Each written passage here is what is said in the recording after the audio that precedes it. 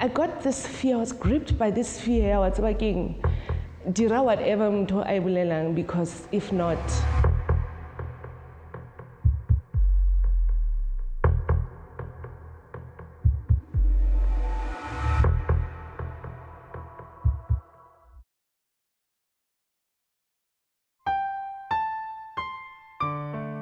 my name is Mokgadi Mojapelo.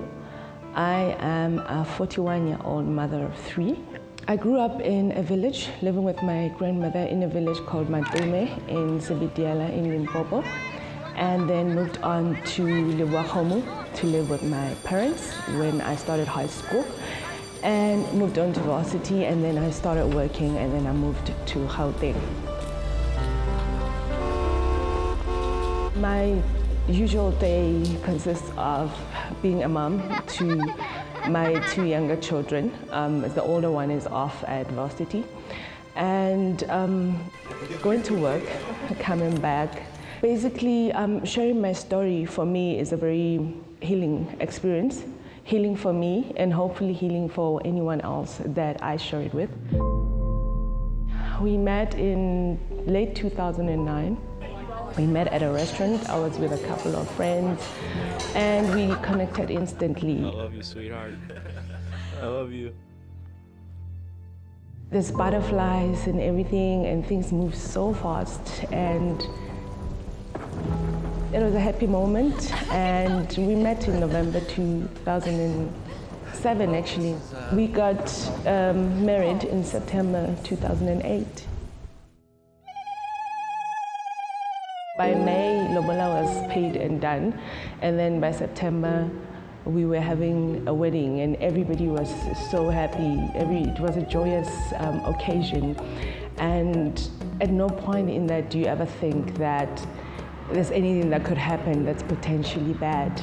But it's all happiness, it's all joy at that point in time. He actually bought alcohol. There was a lot of wine.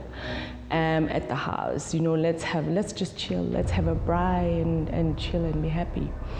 And I cannot tell you, like most of the times, how the arguments start and how it escalates to a point where it gets physical. But yeah, it happened that at some point during that night, something happened and we got into an argument. It got physical very fast. I remember he slapped me, and I was kind of like, no, this is not happening. But as soon as I'm thinking that is not happening as well, then comes the punch after the slap. I cannot tell you what goes through your mind at the time, except for that shock. Yeah, no, this is not happening to me. At the same time, that obetiwa, you're also being called names, the sad thing is, I felt like I was wronged because we were in an argument, and then suddenly I get beaten.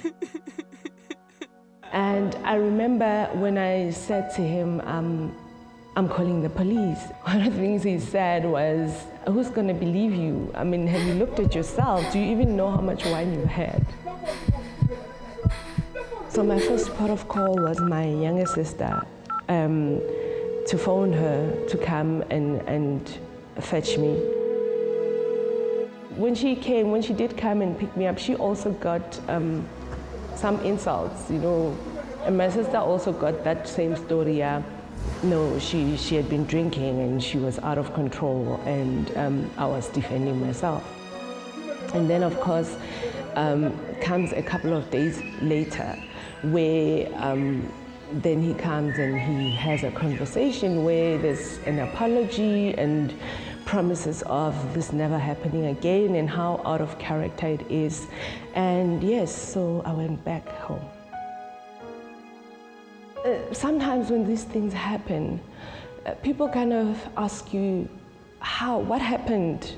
What happened to spark this whole thing? Where did it start? What kind of fight did you guys have? But I remember a particular incident where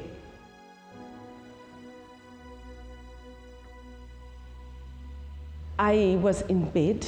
I had been in bed since 9 p.m. The kids were sleeping as well in their rooms. He came home, I think it was around 2 a.m. or so. He came home and he was very drunk, and he came to the bedroom and asked me, who do I think is going to serve him his food? And I remember I woke up from my sleep very confused, and that's the first question. In my disoriented mode, I'm like, okay, so that's why I keep microwaving and then. And I think my mistake at the time was speaking out loud to 2 a.m. That's when he dragged me by my leg. And when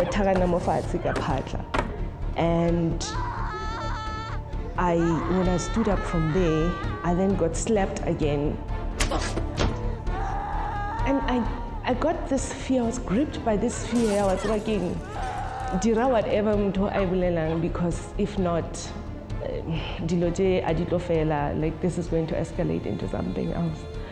So I went and I did what he asked. I warmed up the food and I brought it to him. But because he was so intoxicated at the time, he didn't even, he ate probably 2 spoons and passed out.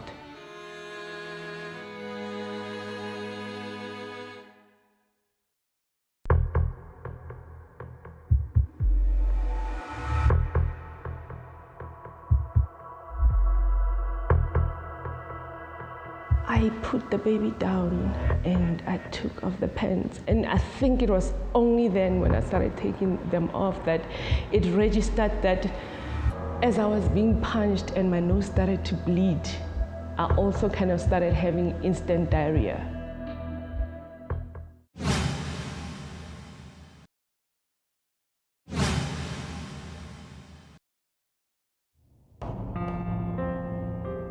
I remember I was worried, I was concerned, and I was also afraid.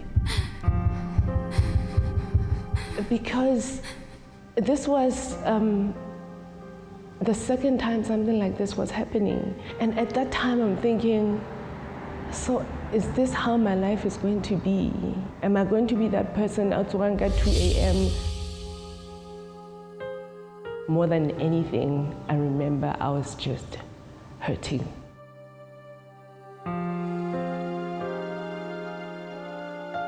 I remember also there was an incident where we were at the house and our 11-year-old was, I think, about 10 months or so at the time, and he came and started arguing about one thing or another. The whole noise was irritating her, so she was crying. I don't know where that punch came from, and I wasn't even aware of much. I don't know how many punches it was, but I ran into my eldest daughter's room at the time, holding the baby, and I locked the door. I was getting on the phone to call the police. I think that's probably when he left, because when they eventually got there, he wasn't there. But what I also remember was, as I'm sitting there holding my 10-month-old and shaking, my eldest daughter, I think she was about 11 or 12 at the time, I remember her saying, "Go na, Mama emelela." And I'm thinking, why unyaka kemelela, unyaka kidireng?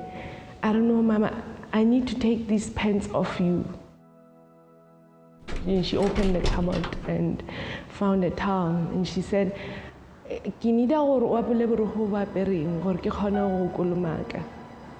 I'm looking at her, I'm still not understanding what she's talking about.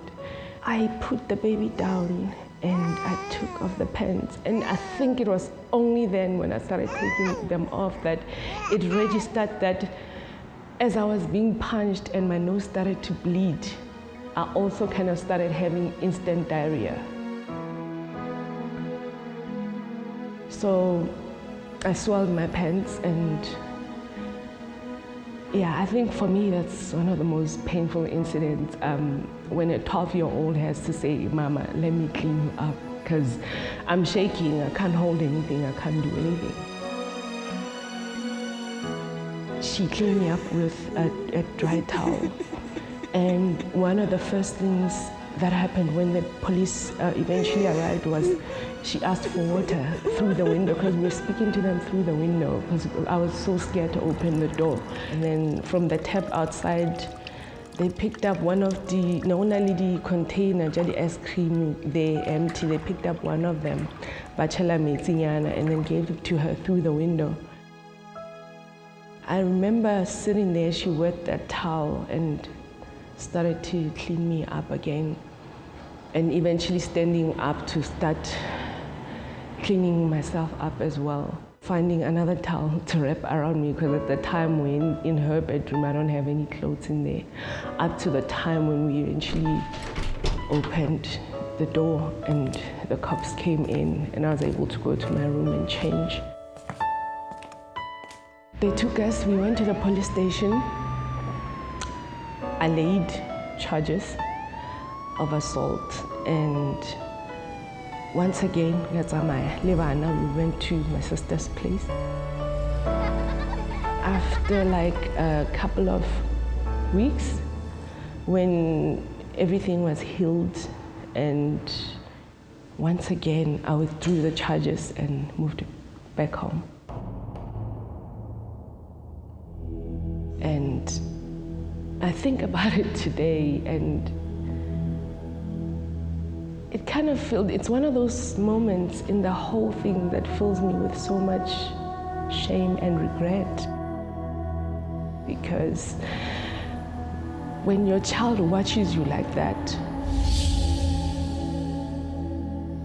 it's like, Mo, what were you thinking? But at the time it was, I think that let's keep trying. Like he says, he's not like this. Maybe things will change. It's a marriage after all. It's not just any relationship. My mind kind of goes back to that moment, and I kind of relive that moment. And like I say, with this particular moment, it's shame more than anything that I feel. Shame that my child had to clean me up. Shame that my child had to see me having soiled my pants.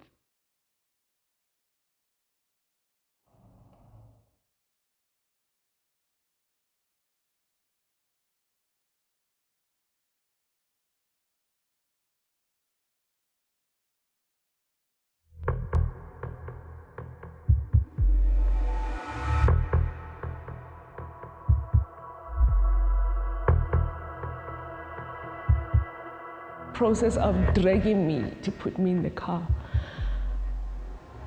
And my entire forehead, the skin was off.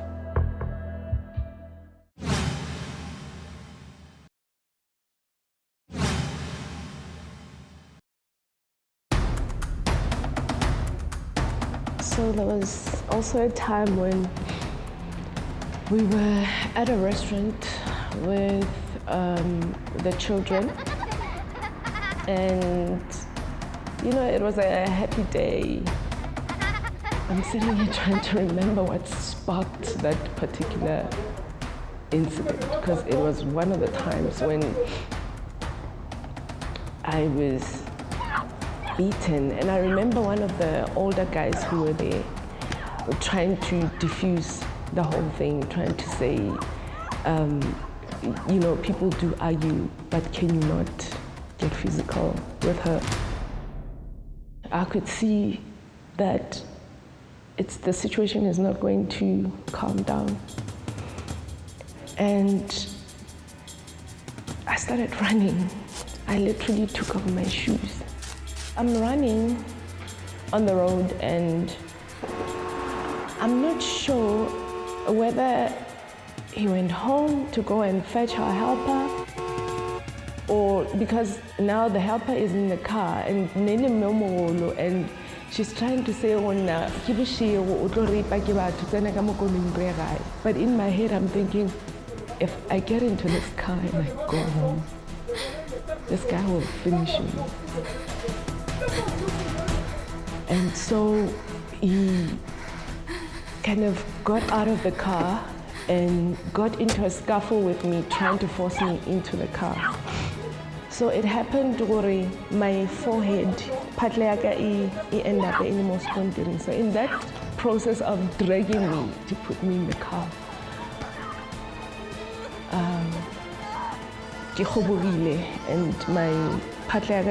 my entire forehead, the skin was off. At that point, I started screaming, I started making a scene. And I remember him getting back in the car and saying, I'm leaving you here. I hope you get raped so that you can learn. And he left. There was a city golf police that came. So one of the cops says to me, what do you want to do? And I remember asking them if they could take me to the hospital first so that I could go and get checked. I was talking to my sister and she was coming to see me at the hospital. I remember her looking at me. I didn't even ask him, why are you crying? But when I spoke to her later when we were at home, what she said was, you're my sister, I've known you all your life. But I walked into that room and I didn't recognize you.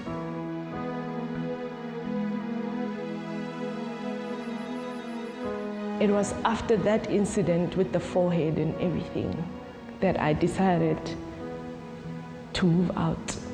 I stayed with my sister for a while looking for a place, and then eventually I found a place and moved into that place. Once again, we happened to have a discussion during one of those times that he had come to see the children. A discussion around, I know I had said this would never happen again. I clearly have anger issues. And I'm thinking maybe we should try couple therapy. But until today, I still cannot tell you what it is that made me eventually agree, after a whole 12 months, cancel my lease and move back to my marital home. I think it was actually 3 months before the day I finally left, I found a place to stay. I paid the deposit. I was moving in on the 1st of December, but I was stuck in a place where every time I would think about leaving, I would be told,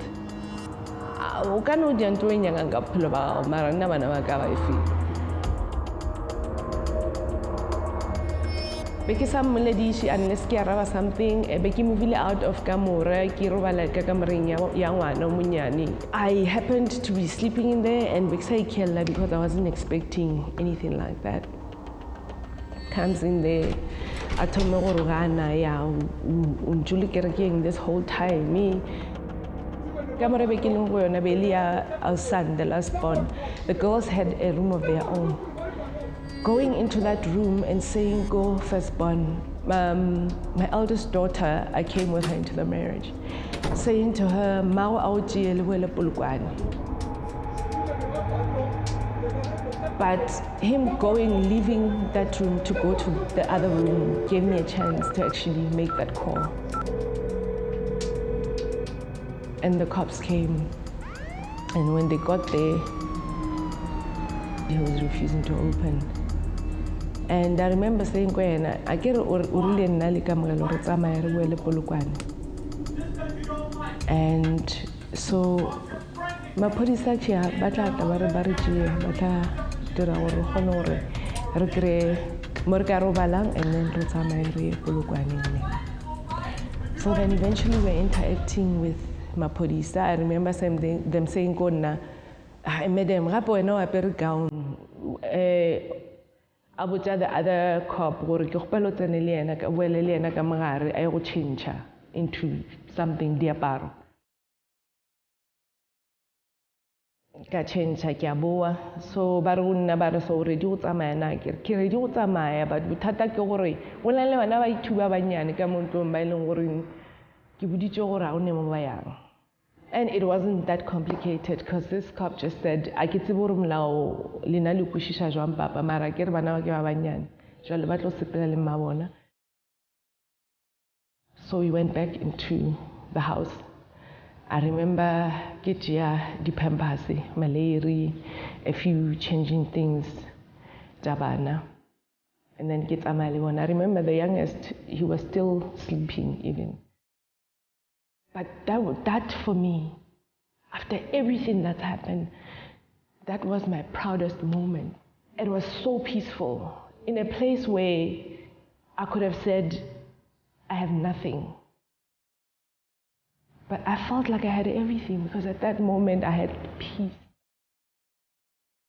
And I was feeling, finally, I know I am not going back there.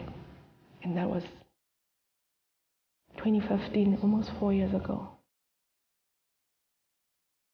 My advice to my sisters, be kind to yourself and know in your heart that you deserve that love. So don't let fear of the unknown, fear of what's going to happen next, keep you in a situation that could potentially kill you.